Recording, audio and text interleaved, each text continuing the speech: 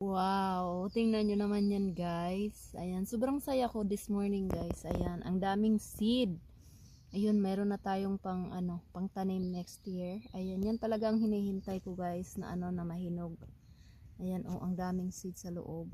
Ayan, ay, ang happy ko. Tanggalin na natin to guys. Good morning everyone. Ayan, nandito na tayo sa aking ampalaya. Look at that guys. Oh, ito na yung hinihintay ko. Ayan. Pangalawang hinog na to guys. Ayan, kapon yung isa hinarvest ko na. Tapos itong isa kukunin na din natin. Ayan, ang ganda. Ang sarap ng feelings guys. Ayan. So inaabang-abangan ko talaga. Ayan guys, andito na yung pinakalas na hinog ng ating ampalaya. Ayan. Ang dami niya ding seeds. Ay. Ayan. Ah. Yay! Haha. Ganda.